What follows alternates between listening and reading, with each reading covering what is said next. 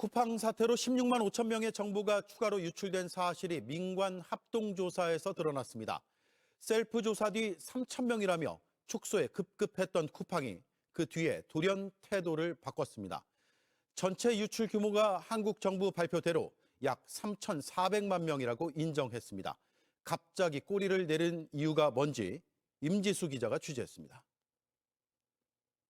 쿠팡 개인정보 유출 피해 규모가 16만 5천여 명 더 늘어났습니다. 추가 피해 계정에서 유출된 정보는 이름, 전화번호, 주소입니다. 민관합동조사단 중간 조사 결과로 쿠팡이 어제 고객들에게 이 사실을 알렸습니다.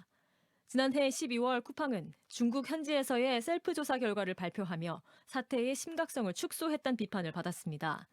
3,370만 계정 정보에 접근했지만 용의자 노트북과 하드디스크에 저장된 건 3,000개뿐이었다고 강조했기 때문입니다.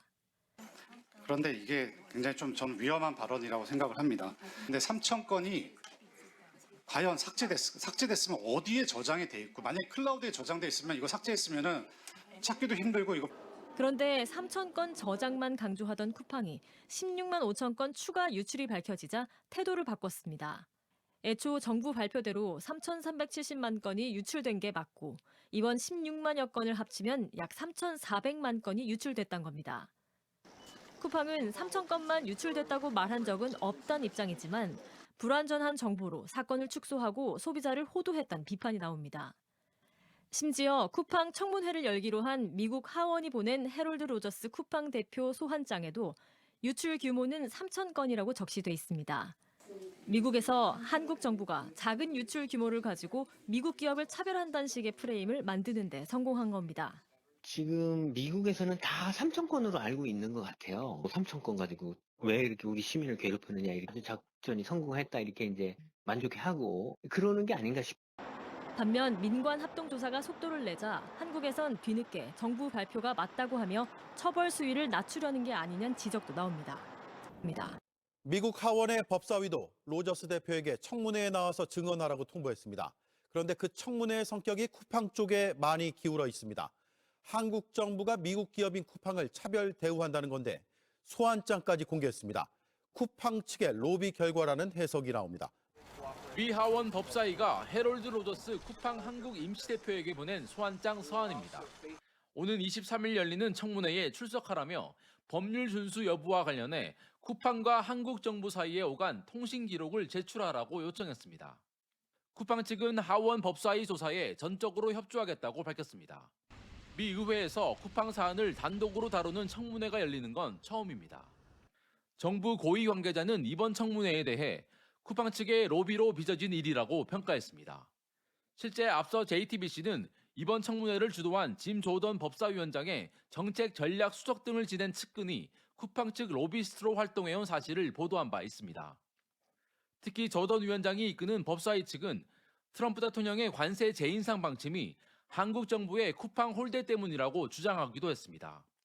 미국과의 관세 재협상 문제가 특별법 통과 여부만이 아니라 쿠팡 사태 등이 복잡하게 얽힌 외교적 난제로 굳어지는 형국입니다. 회담 시작에 앞서서 루비오 장관은 통상 관련 공약 이행과 관련해서 미 측 내부의 분위기가 좋지 않다는 상황을 솔직하게 공유하겠다고 하고, 우리 정부는 쿠팡 사태를 외교 문제와 분리 대응한다는 방침이지만 미 의회가 쿠팡 측을 상대로 직접 청문회까지 열기로 하면서 쿠팡 사태를 둘러싼 외교적 부담은 더 커질 것으로 보입니다. 워싱턴에서 JTBC 정강현입니다. 앞서 로저스 대표는 경찰의 출석 요구를 뭉개면서 임직원들에게 2차례나 이메일을 보내 내부 결속에 나선 것으로 확인됐습니다.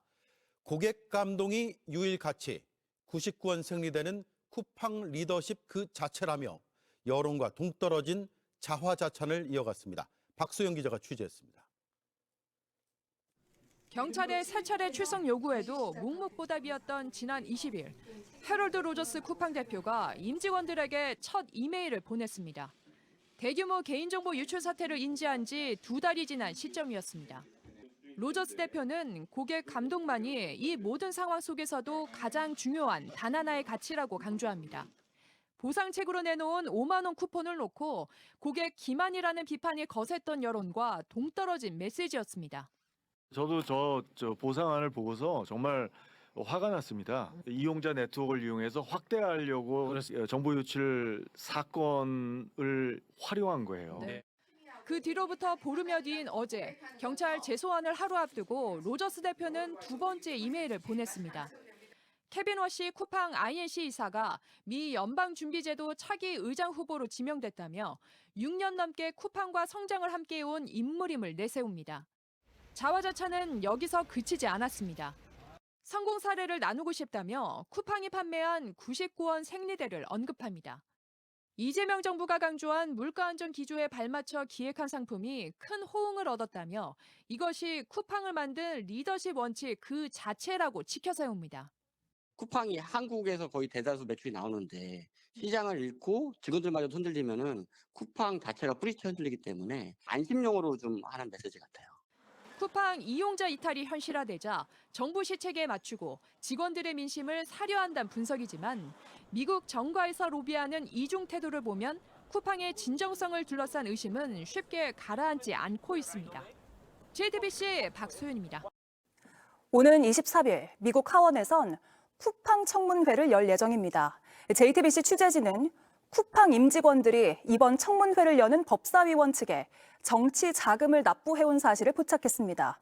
소수점까지 맞춰서 연간 한도를 꽉 채워서 기부했는데 이해 충돌 논란이 불가피해 보입니다. 워싱턴 정강현 특파원의 단독 보도입니다. 미국 연방선거위원회에 보고된 공식 자료입니다.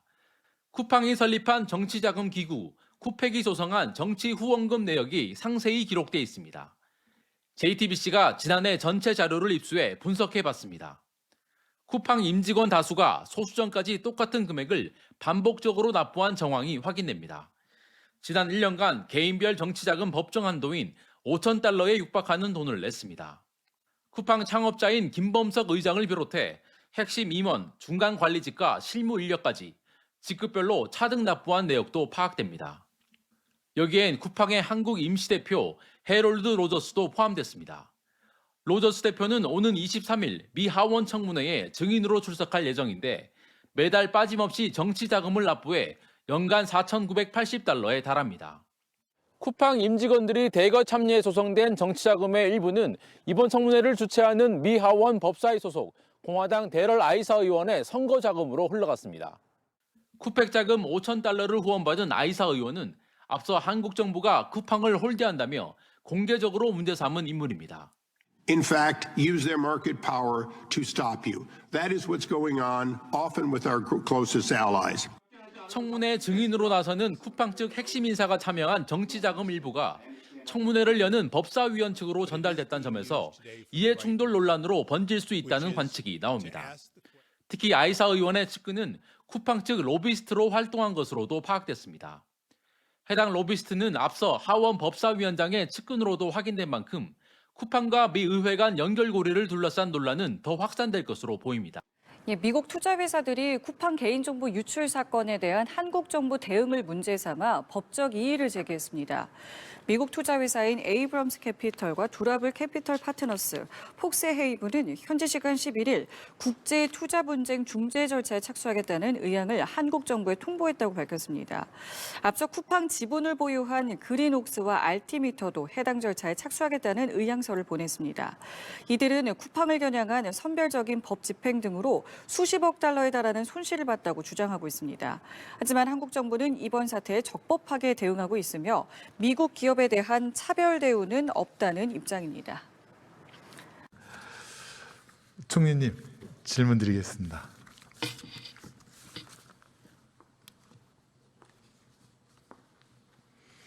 네, 지난 3일간 MI 쓰셨죠? 우리 존경하는 손석희 의원님께서도 말씀하셨지만 쿠팡 문제가 굉장히 심각한 것 같습니다.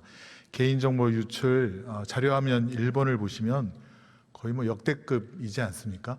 그렇습니다. 예. 제가 판사 시절에 우리 국민 한 몇백만 명의 개인정보가 들은 USB가 한 3천만 원에 거래되는 것을 재판한 적이 있었습니다. 근데 이것은 국민 개인정보 3,300만 건, 조회만도 1억 4,800만 조회가 이루어졌습니다.